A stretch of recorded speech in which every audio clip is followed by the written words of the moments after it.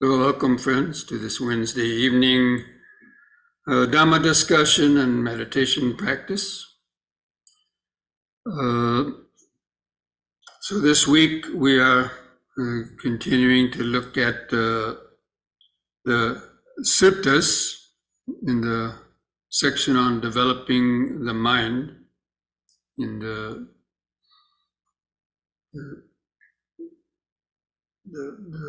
book, The Masterful Teachings of the Buddha. I sent that attachment out last few weeks, so I hope you're able to read this last section in that particular attachment. So I'm going to read that. It's about balancing the factors of enlightenment.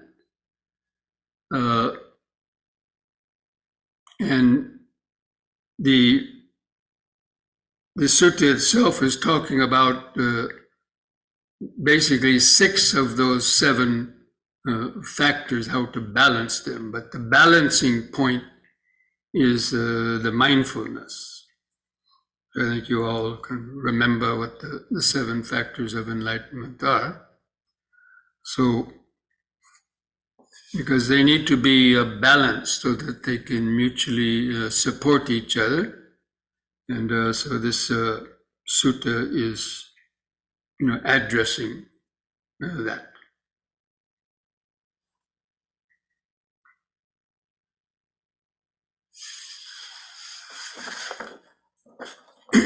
So the Buddha is saying, monks, there are certain times when some of the enlightenment factors should not be cultivated, and some of the time when they should be cultivated.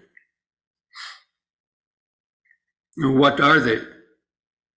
At such time as the mind is sluggish, then it is the wrong time for cultivating the enlightenment factors of tranquility, concentration, and equanimity.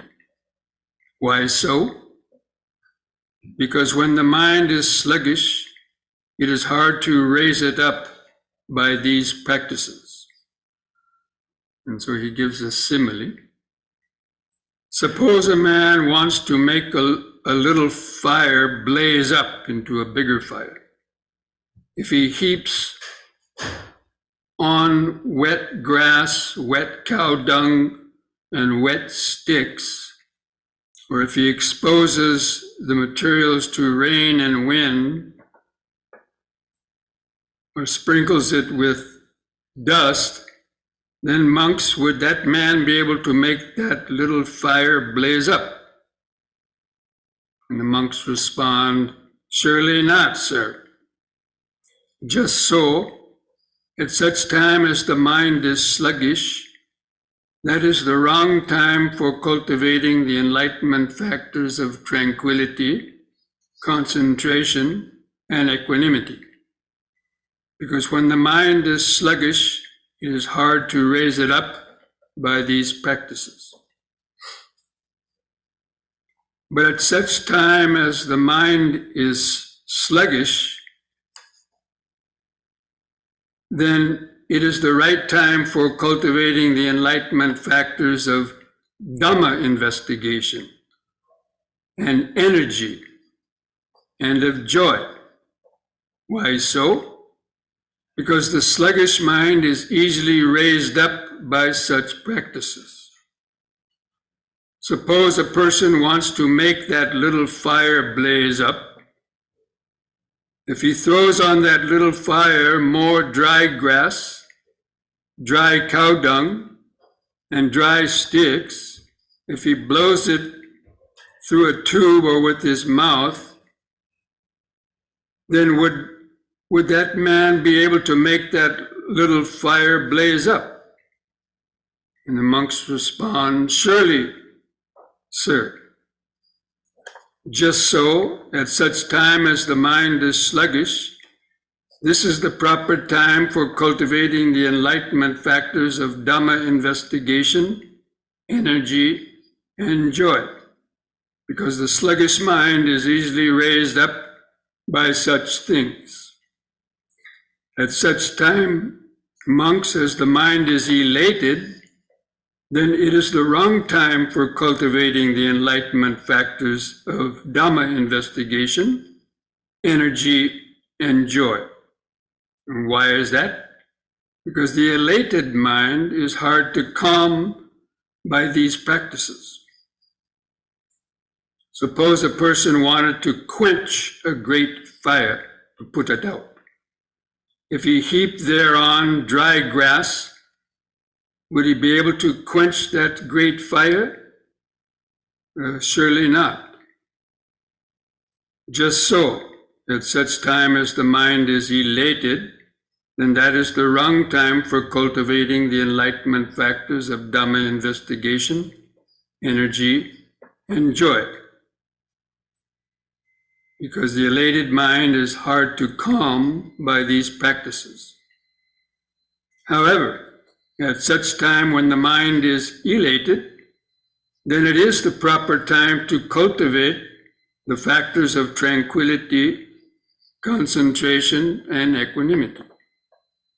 Why? Because the elated mind is easily calmed by such practices. So, this was the Buddha's advice when cultivating the factors of enlightenment. Now, as I mentioned, mindfulness is sort of the balance point, because it's only through our mindfulness that we'll be alerted to when the mind is too excited or too sluggish. Now, the factors of tranquility, concentration, and equanimity, these are factors where the mind really doesn't want to think too much. And the investigation of Dhamma requires some amount of thinking and pondering, reflecting. So, the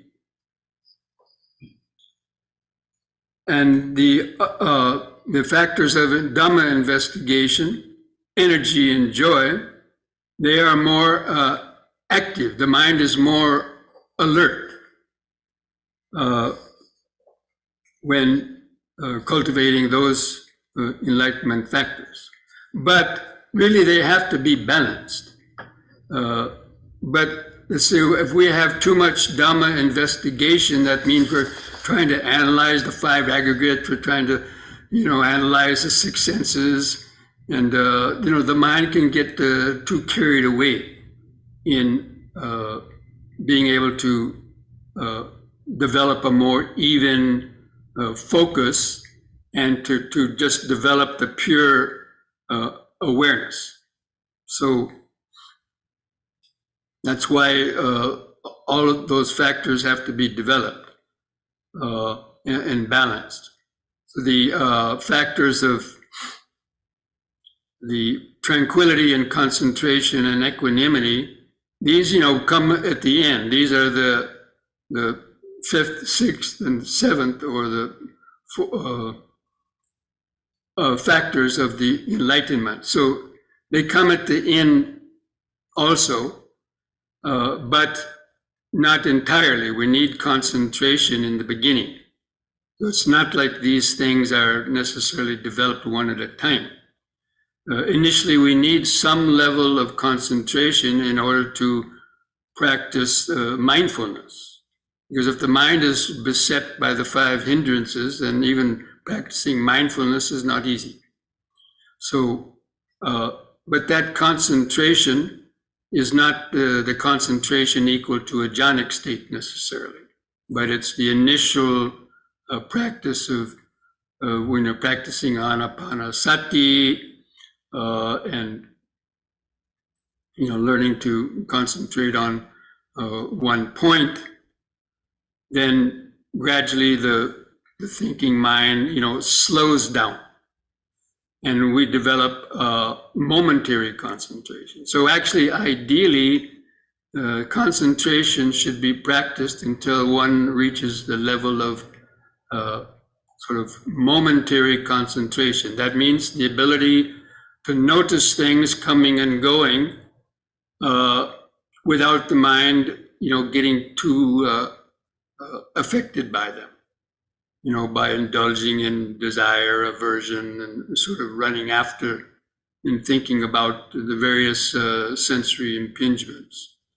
So that initial anapanasati, like in the four foundations of mindfulness, the Buddha, has us practicing the anapanasati before going into the sort of the dissection of the body into 32 parts or the four elements. And that's because in order to contemplate, the mind needs to be calm somewhat. So these kind of enlightenment factors kind of go back and forth. So first we need to have mindfulness. By practicing mindfulness, you gain concentration on the breathing. So mindfulness of breathing helps you to gain concentration, ideally to the point of momentary concentration. Then that's a higher level of mindfulness. So we start out with mediocre mindfulness. We practice concentration, gain momentary concentration. Now that momentary concentration boosts up the mindfulness to a higher level because it's no longer distracted by the hindrances so much. And now that mindfulness then allows you, when you tune in to the moment-to-moment flow of sensory stimulations through the senses or investigate the five aggregates, you can see how quickly,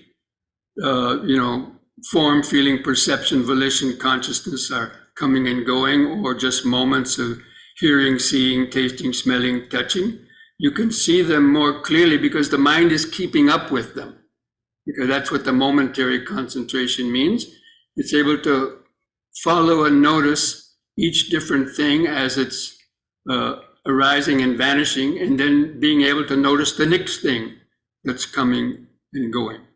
So you can notice that process of feeling, perception, volition, consciousness, like, in that domino effect, because the mind is flowing from moment to moment. That's because it's not being affected by the hindrances. The hindrances are what keeps our mind bogged down and keeps our meditation in a very low level of, practice. So in that investigation, as you're investigating in terms of impermanence and seeing how quickly things come and go. And you can see if the mind tries to grab a hold of any particular object, you can see how stress arises, how suffering arises. We get disturbed by an itch because our mind is holding on to that itch, or getting disturbed by a sound. The mind can't let go of that sound. And so that's the suffering, because we haven't tuned into the impermanence. So, but when you start seeing, this process of impermanence and the interaction between the aggregates and the senses, it's like a scientist, observing an experiment and turning up the power of the microscope and seeing more detail. So he gets very happy. And now he spent a lot of time doing all these preliminaries. Now he's finally seeing something deeper. So that's the joy. You get joy out of that. But if that joy is not tempered by concentration, it can kind of get giddy, or it can become a little scattered. So that's why the concentration always needs to be there. It's a tempering device, but not too concentrated. That means not too calm. You need to keep the mind awake enough to be able to clearly focus and see the changing moments. And so that's how these different mental factors are, balanced. They help to keep each other in check. So, but as you develop of course, the concentration to the point of the jhana, so developing the factors of mindfulness, investigation, and joy, and then tranquility, you start to, and the concentration, that means you're feeling the piti and the sukha. And so that's connected with that joy. The mind is experiencing this piti and sukha coming from a deeper tranquility. And that helps to develop the equanimity. So basically, the enlightenment factors of mindfulness, the concentration comes first. Then, with that, you practice mindfulness, investigation, and you get the joy from that. You're reaching the stage of the first jhana. Now that concentration comes into a stronger effect, and that the wisdom that you're gaining from that also helps to develop the equanimity. And this continues like that until at some point, then the mind may, have a deep experience, a deep insight into, no self, and where the sense of the self and the ego starts to fade away. And that's really the hallmark of deeper meditation. So, but it all depends on these balancing the factors of enlightenment. And so it's the mindfulness that helps you be aware. If you're starting to get too concentrated and you see the mind is just wanting to hang out in that piti and the sukha, and it doesn't really want to investigate, and it's this kind of, just hanging out there in that deeper tranquility, that's the time to rouse it up, and to start investigating, by reciting, the five aggregates, or reciting something that you have to waken up the mind a bit. You have to get it back to that level of the momentary concentration, and then continuing to develop come back and developing the investigation until you come to that point of that deeper experience where you reach equanimity. Now, once you reach that seventh factor of equanimity, that's not enlightenment yet, but that is sort of the end. Like, let's say you took a long walk on a trail, and finally you came to the edge of the cliff, and you can't go anymore. The only thing is to jump. And so it's like that. We use the six factors of enlightenment to get us to that point of concentrated equanimity. That means the third or the fourth jhana. And if we can maintain that long enough with the wisdom and seeing the no self, then that is when you can have that experience of, where the sense of self, the shell of the ego falls away, and you experience that state of emptiness. So sort of like just an analogy of jumping off the cliff. So those seven factors just lead up to that point, and then you have to remain in that equanimity long enough. And if the other spiritual faculties are developed, then at some point that may happen. But anyway, that is how those seven factors of enlightenment, how they sort of work.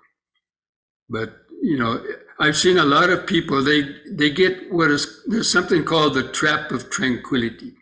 So that people are obsessed with attaining jhanas, or they're practicing this concentration, and they get into these,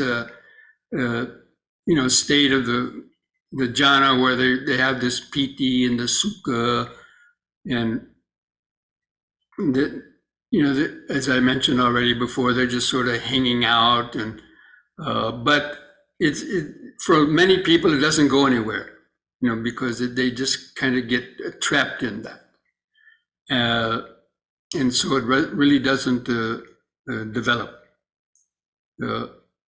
beyond that, or just if that's. But a lot of people, that's all they want. They just want to calm their mind, and they may not really care about developing insight and actually attaining the stages of enlightenment. I've heard people say that, and that's their business. So if that's okay, then okay. But for those who want something, to take the mind deeper than just tranquility, then this developing the, especially the investigation of Dhamma and developing the insights. The investigation of Dhamma is for the purpose of developing the insights into anicca, dukkha, and anatta, and for weakening the fetters of attachment and so on. That's, of course, people have to also. This is not developed, divorced from the whole Noble Eightfold Path. All of these are within the Noble Eightfold Path. Okay, so now I'd like to open it up to see if anybody has any questions about that, or you could ask if you have some other Dhamma questions that you've been pondering, you could also do that. I don't see any messages in the chat box. Bhante, I have a question. Yes. So the word equanimity, does it mean being balanced under all situations? The equanimity that is talked about, like when you're attaining the jhanas or attaining the insights, like the factor of enlightenment, it means the mind that is not bending toward any direction. It's just staying relaxed in the present moment, and it's given up aversion and attachment. It's no longer making choices, and it's not reacting to any sensory stimulus. But it doesn't mean a kind of a blank state. It's a state of awareness. It's a state of present moment awareness. It's very vibrant and awake, but there's no movement in it in terms of thinking or reacting to things. So there are no thoughts in that state? If it's this, no, there wouldn't be any thoughts. You've already done the thinking. We use the thinking to reach the end of thinking. By the time you're in equanimity, you've done all the work, you've done all the thinking. Now it's just resting in that, and until the other factors are mature, and we never know when that might be, but for each person it'll be different. But when the mind then opens up to the emptiness. Yeah, Bhante, when you sit down to meditate, like I'm referring to like a regular practice of meditation. In my own practice, I have seen that it takes a good first about half an hour when you are basically practicing the mindfulness and the first, the states of enlightenment to finally reach that equanimous stage when there are no thoughts. Because in the beginning, it does take some time, even in your regular practice, to reach that thoughtless state of mind. Of course, equanimity is the most purified vibration of the consciousness.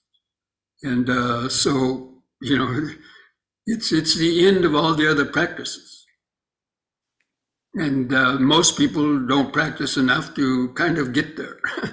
or, you might experience a few moments of equanimity, maybe a little bit longer, but then that also has to be brought into your daily life too. Yeah, yeah, And that's why all the other practices of the Dhamma are there to support the practice of what we normally call meditation, is there to help bring that into the daily life, because the daily life is where you're creating your karma, right? Interaction with your family members, at your workplace, just basically anywhere you go, there's always negativity coming yeah, and things, and that's when we have to have that wisdom and equanimity not to react. right, right. So we can maintain a kind of equanimity in the daily life. When we go to sit and meditate, then very quickly you can come into that state of meditative equanimity. Right, right.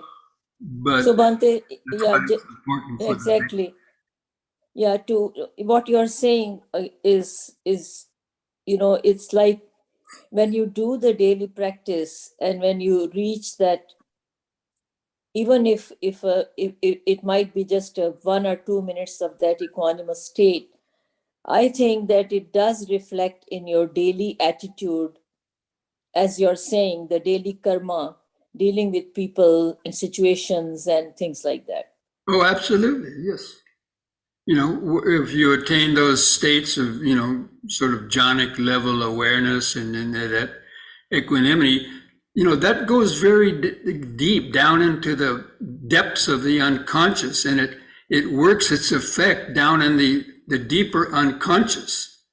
If we don't reach that deeper level of unconscious, that's why most people are working on the top half of their mind or off their surface mind, and they don't reach the deeper level where these impulses are coming from. And that's why concentration is necessary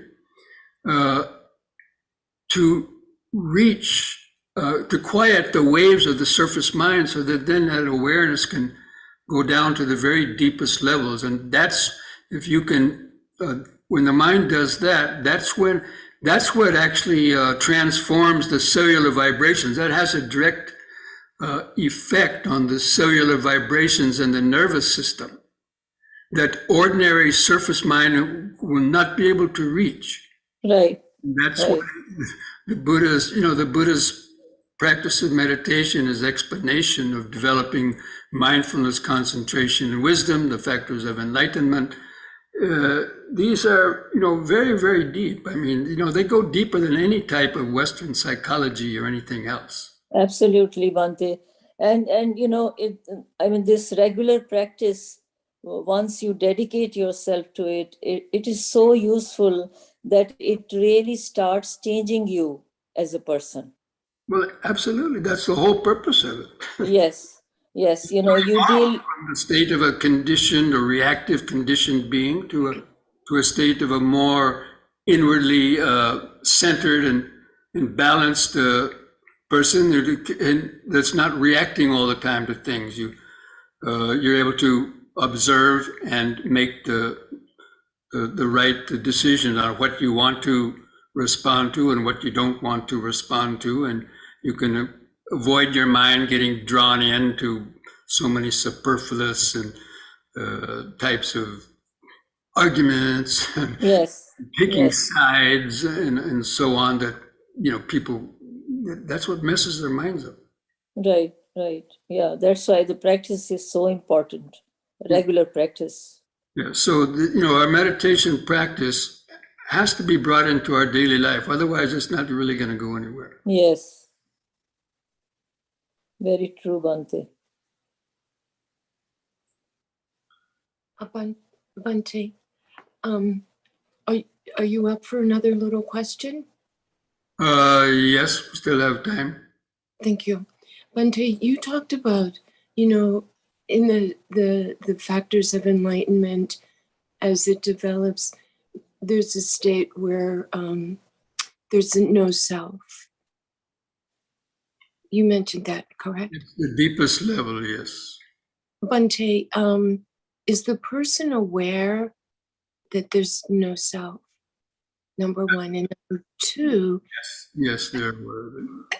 the person is aware that there's no self. When you reach the level of what we might call pure awareness, or what anidasana vijnana, that means non-reactive awareness. That means being grounded in the original natural present moment vibration of the consciousness. There's still awareness, and it's not a dumb state, it's not a blank state. But the sense of I is not functioning. I mean, until you attain enlightenment, the I will be dormant in there, but for certain moments or longer, when you're in that state of equanimity or the jhana, then that state of the active ego will have faded away, but there's still awareness, and you're aware that it's a radical different dimension. That's why it's hard to explain it. Okay, I understand that, Bhante. Yeah. I understand that the dialectical piece doesn't fit, But Bhante, when, let's say that occurs when someone's on the cushion, and then when that person is doing what they do, going to work or being a householder or whatever, that self returns, correct? Yes. That it comes back again, It correct? depends on what level you've reached. Like for a sotapanna, for example, a sotapanna has that experience of that ego transcendence, and he's intellectually no longer deluded by the idea of a permanent self or I, but it's still there in the back of the mind. So he knows it, but he knows that it's an illusion. And therefore, he's not apt to let it run amok so much as he might have done before that. Now, with the second and third stages, that sense of I gets, deeper and deeper removed. And to where the Arhat, that sense of I doesn't really come back. The mind is established in permanent liberation from the sense of self. Okay. But for the other stages, it comes back temporarily, but the person is still aware of it. But it's like there's a simile. The Buddha gives a nice little simile about it. Let's say you wash some clothes with some strong smelling soap. The Buddha used the example of lye soap. That's what they used back then. But let's say a strong smelling soap. So when you bring the clothes out, they're clean, right? The clothes are clean, but they still have a kind of a smell to them because of the soap. So in the same way, when you attain the stage of enlightenment, the mind is clean of various levels of greed, hatred, and delusion, but there's still a remnant of that until one attains the highest level, of course. So anyway, there's an aroma of an I kind of lurking there in the background, but the person knows it's an illusion, so that they don't give into it and let it cause them any suffering. And gradually, like when you keep those clothes long enough, that smell of the odor of the soap will eventually go away, right? So that's a nice little analogy that the Buddha gave. Okay. Thanks, Bhante. That's very helpful. Thank you. You're welcome. So Bhante, again, one more thing, when the self weakens and slowly with regular practice, the self is diminishing, I think that's where the real freedom starts, right? Yeah, of course, yes. Yes, that's why it's called the first stage of enlightenment. Yeah. It is tantamount to freedom. That means freedom from greed, hatred, and delusion. Freedom from the bonds of the negative karma that you have previously created. And so that's a freedom, a kind of freedom. But it accrues gradually. Right. Yeah, it's wonderful. It's really worth putting all the time and effort and commitment to the practice. When you get a glimpse of the Dhamma, that means when you get a glimpse of how deeply conditioned the mind is and the intricate matrix of suffering that we've created for ourselves, naturally that wakes you up, Yes. and that wants you to do something about it, right? Right. That's why I became a monk, 'cause I Yes. felt that'd be the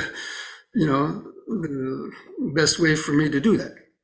So, and other people, same reactions. And now, because of karma, not everybody can immediately just give up everything and, enter a monastery. So, that's kind of the problem that so many people face. They get insights, but they're so intricately involved in their karma that sometimes they can't get out of it very quickly. And so, they have to deal with that. Yeah, I think if you can be free of attachment, I would say excessive attachment to whoever is there in your life, that itself starts to bring some sense of freedom. Well, it depends on what involvement you have with the people. I could still, really like my mother and care for her and stuff like that. But in the mind, it's not. I know she could, die at any time, and not really attached. But I still have care for things, and so that will continue, in person's life. But you develop a sense of detachment to it, but not sort of like just withdrawing into a shell and not wanting to go out and Right. Right. But it makes you much more capable of still being in the world, but still not getting affected. You have to be in the world, but not of the world. Not of the world, exactly. It's like a lotus flower. Its roots are in the mud, but it's sitting above the surface of the water, not polluted by the dirty water. Right. Right. Okay, friends, I think maybe that'll be enough for this discussion, because we want to now take a few minutes break, come back, do a few yoga stretches, and then get down to business, so to speak. Okay, so see you back in a few minutes. Okay, start to sit straight. You align the spine and the back of your head in a straight line.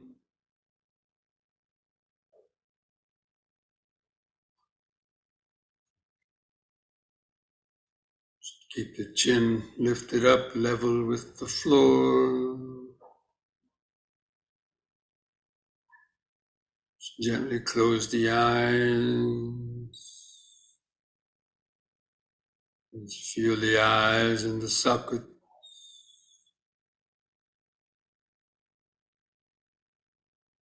That point on the eyes, try to feel the outline of the sitting body.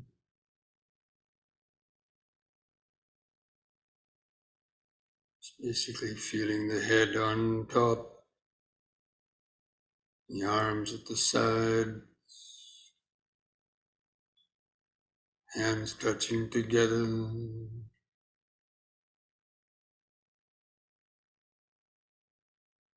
Clothing touching the skin, different places.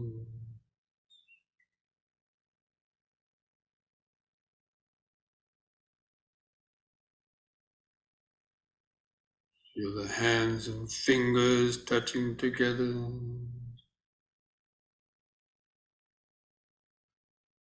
Feel the subtle pulsations in the hands and fingers.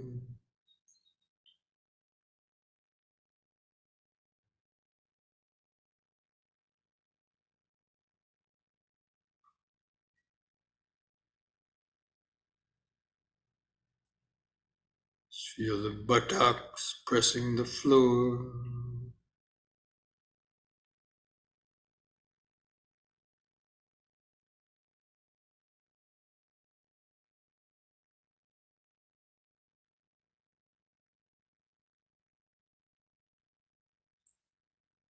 Feel the way the knees are bent, the feet tucked under the body.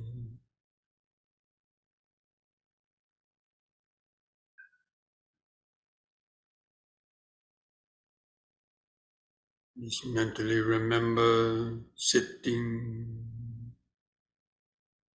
sitting.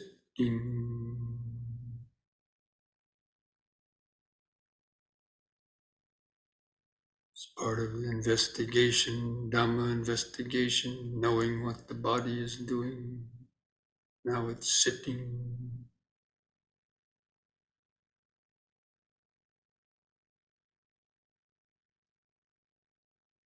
Let the awareness kind of move back up and rest on the eyes. From that point on the eyes, sort of feel the outline, the whole body,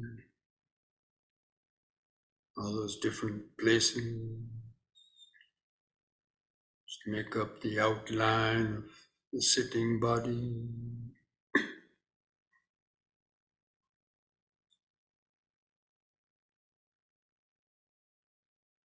Just remember sitting, sitting.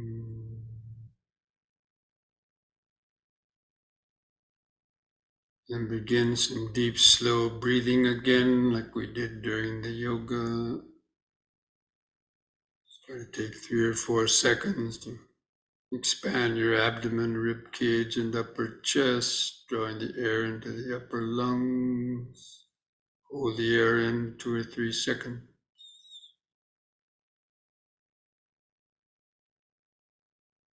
On the out breath, sort of feel the last bit of air go out of the lungs.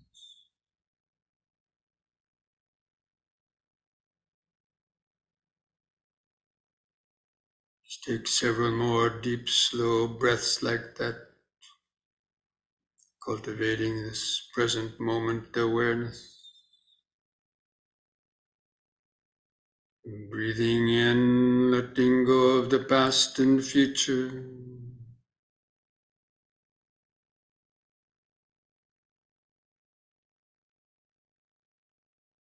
Breathing out, sitting here and now.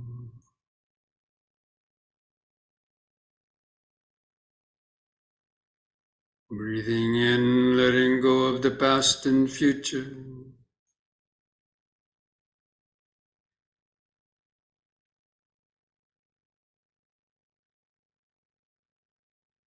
Breathing out, sitting here and now.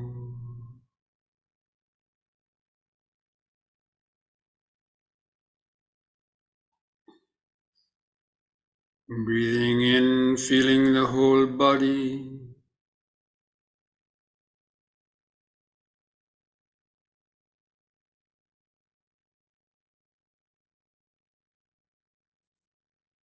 Breathing out, feeling the whole body.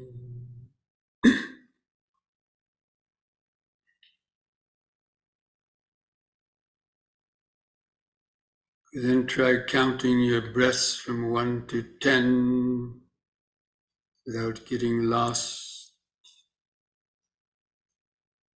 As the breath is coming in, mentally count to 1. Hold the breath in 1 or 2 seconds. With the contracting out breath, also count to 1. Continue that by yourself up to 10.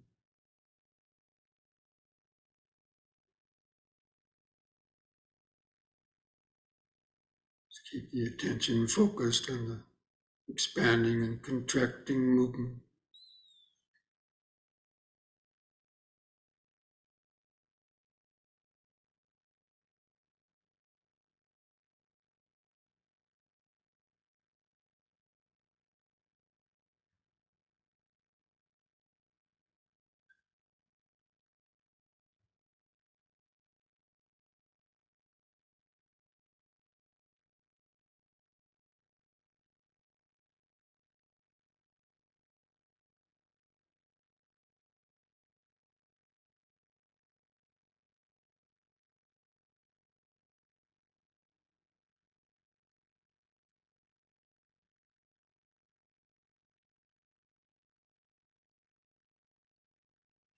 The mind gets lost in thoughts, forget where you were counting.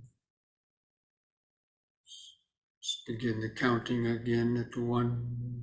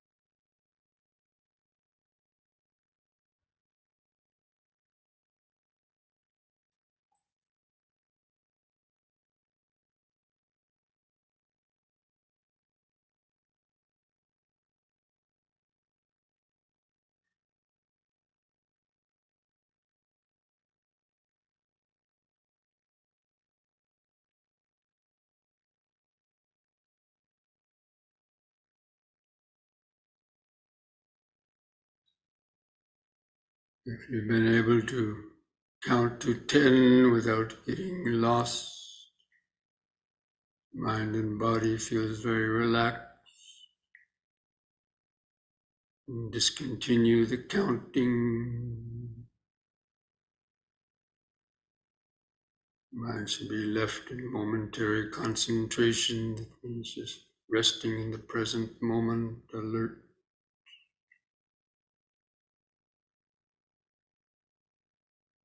Let's try to feel the outline of the body. The breathing is there in the middle of the body.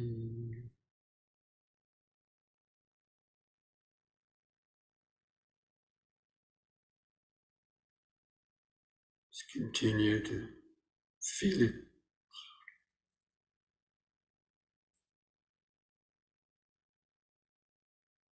Just try to maintain the present moment awareness. Just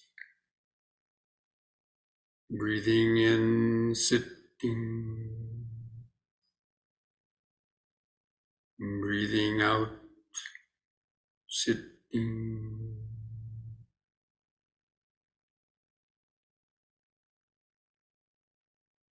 It's the present moment awareness, momentary concentration.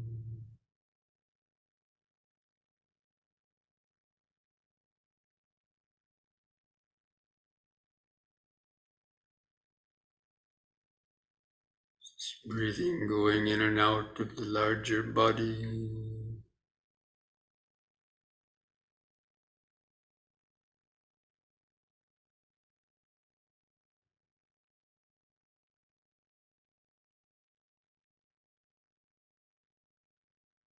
It's the mindfulness of knowing the present moment.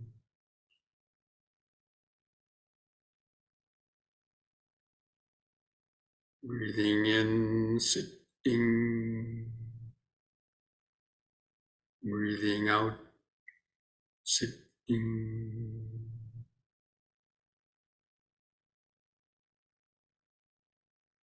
It's mindfulness and concentration together.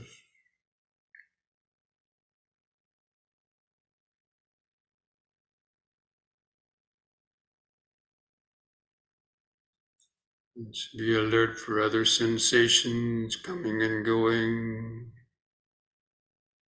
around through the breathing body.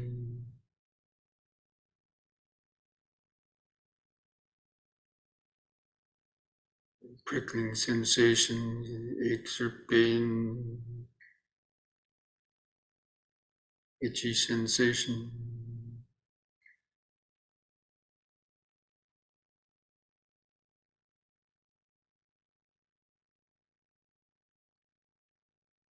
Just observe how they just arise, last a moment, change and vanish. And something else comes.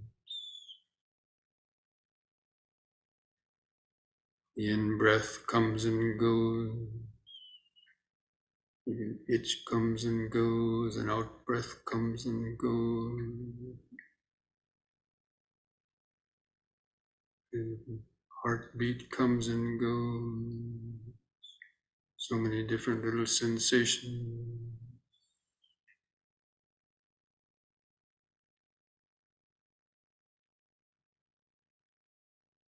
Breathing is always there in the middle.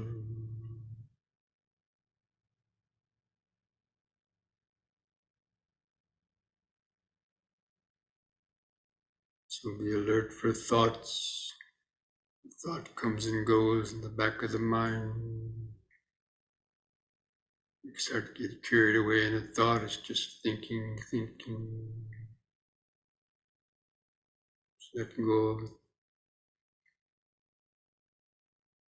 Keep feeling the body.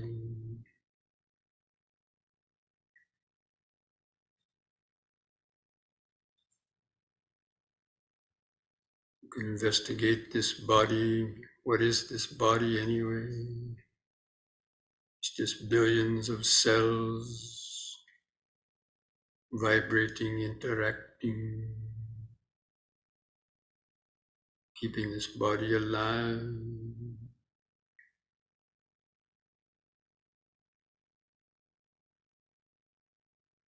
These cells are also just comprised of molecules, atoms, electrons. Basically, this body is simply compressed energy.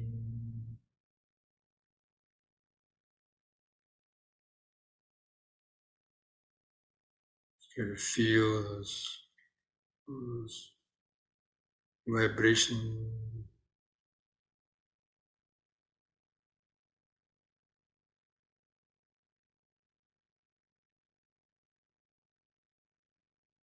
Constantly changing.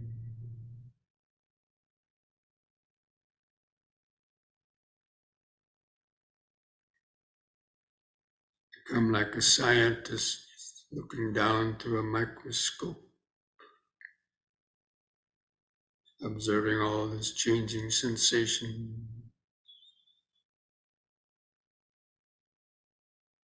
those life force vibration.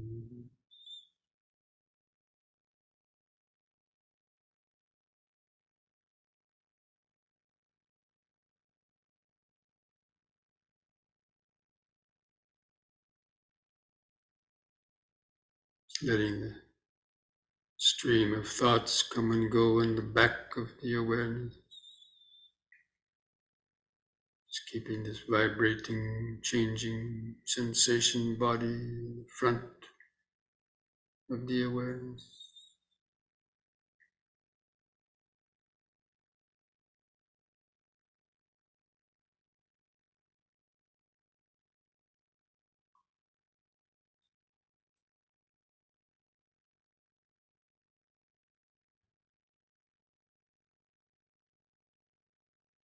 If you know what the 5 aggregates are, you can get to notice those. This is material vibration, touch of clothing on the skin. Is it a pleasant, painful, or neutral feeling?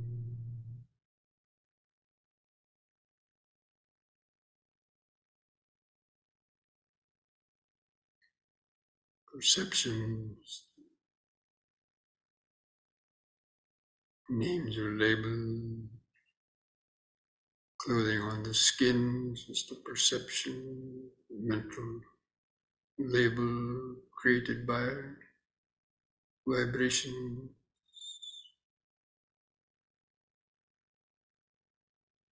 4 elementary vibration.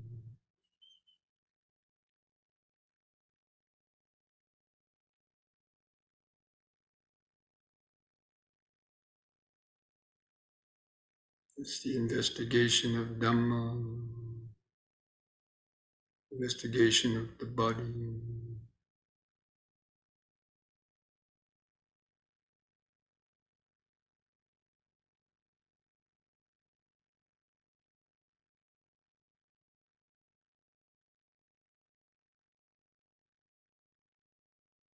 That investigation keeps the mind centered in the body, which is concentration.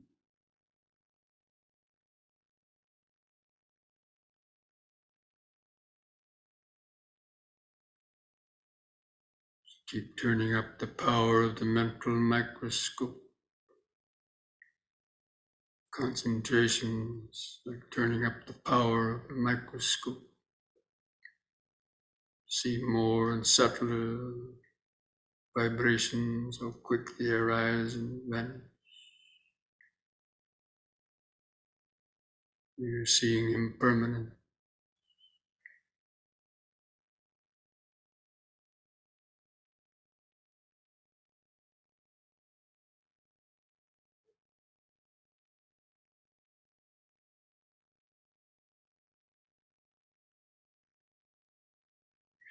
If you hear a sound, that sound also just arise and vanish, even this voice.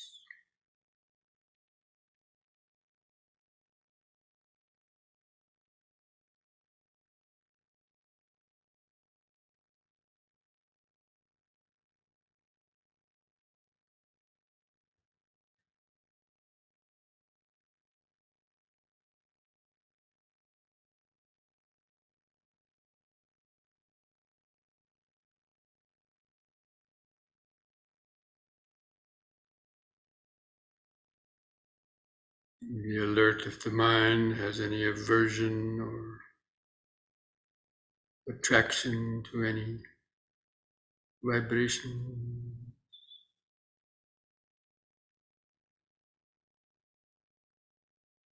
Painful feeling, see the mind kind of contract. Doesn't like that. Pleasing sensation, wants to think about some object.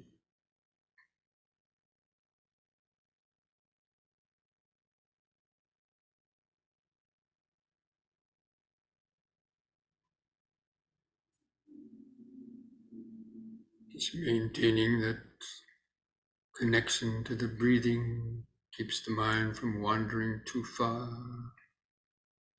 Keeps the mindfulness from getting too distracted.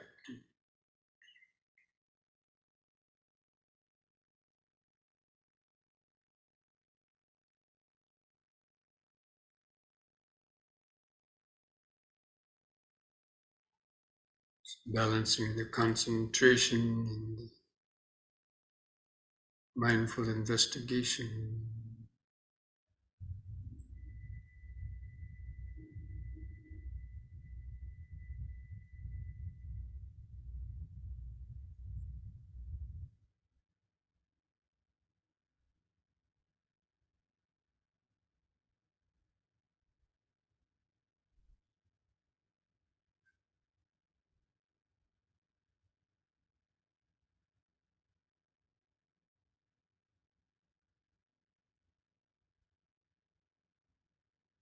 With each out breath, just relaxing the body and mind more and more into the present moment.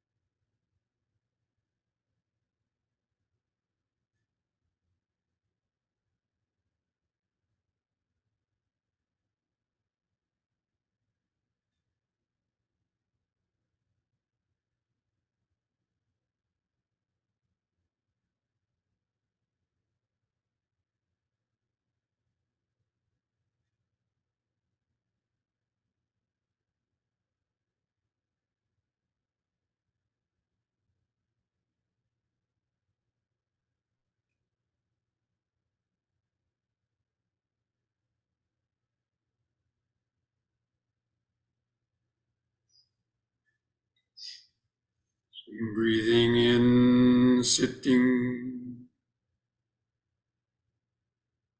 Breathing out, sitting. Mind got too quiet, lost in thoughts. Bring it back into the body. Become more grounded, awake in the body.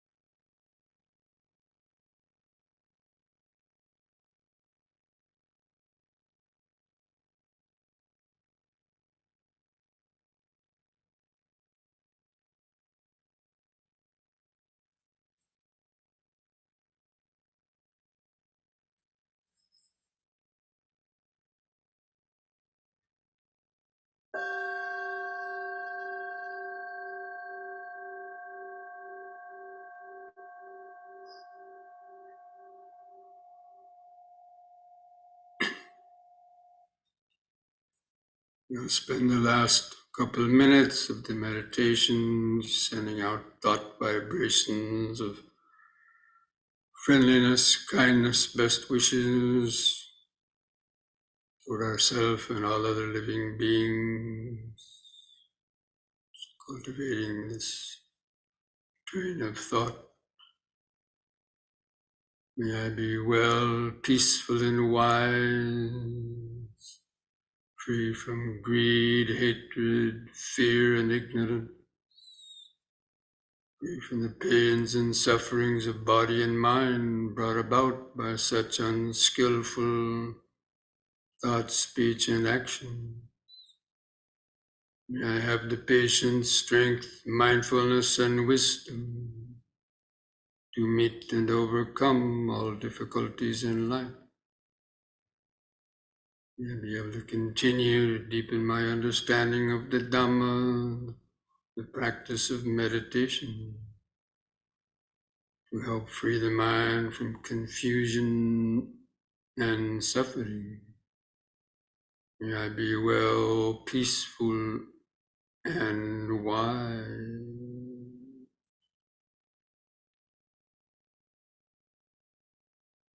I'm just sending out these same metta vibrations to all your family members, friends, people that you've known since childhood, people that you work with, strangers on the street, just gradually expanding that to include all living beings. Just with the thought, may all living beings, wherever they might be, whether living near or far away, visible or invisible, weak or the strong, rich or the poor, famous or obscure, may all living beings be well, happy, and peaceful, free from greed, hatred, fear, and ignorance, free from the self-created sufferings of body and mind, due to their unskillful thought, speech, and action. May all beings have the patience, strength, mindfulness, and wisdom to meet and overcome all difficulties in life. If they haven't already, may they also have the opportunity to hear the teachings of the Dhamma, to learn and practice meditation, to help free their minds from confusion and suffering. May all beings be well, peaceful, and wise. May all beings be well, peaceful, and wise. Just like a mantra reverberating throughout space. Well, peaceful, and wise.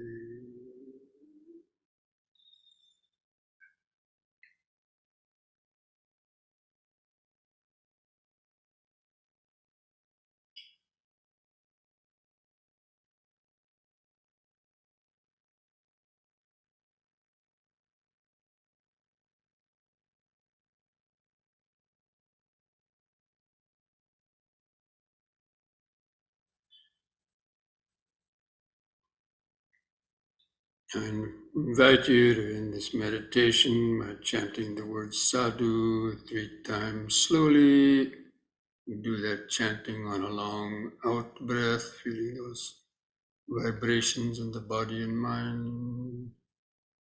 Just take a deep breath.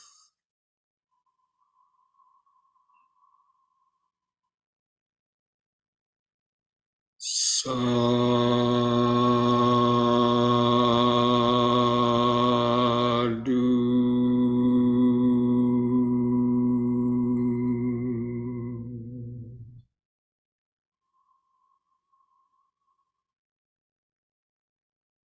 Sadhu.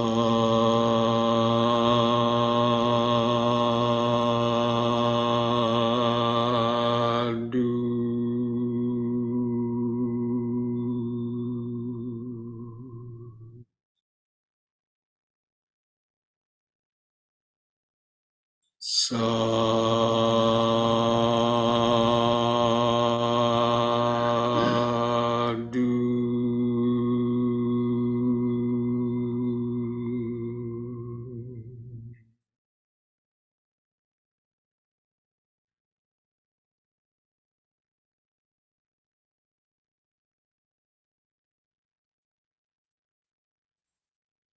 Now mindfully place your hands at the edge of the knees.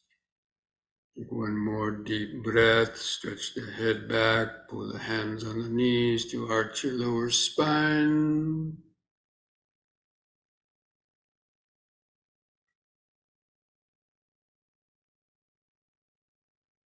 Lift the head up on an in-breath. On the out-breath, press the chin to the top of the chest to stretch the neck vertebrae.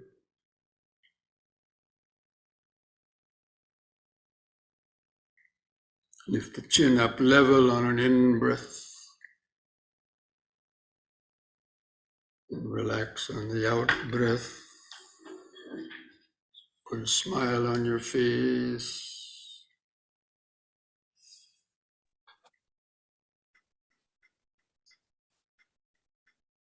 Enjoy that perhaps from any insights you might have gotten, peace of mind. So friends, this brings our meditation to an end. So try to, be mindful and practice these contemplations during the week. So be well, be safe, be mindful, be wise. We'll see you again next week.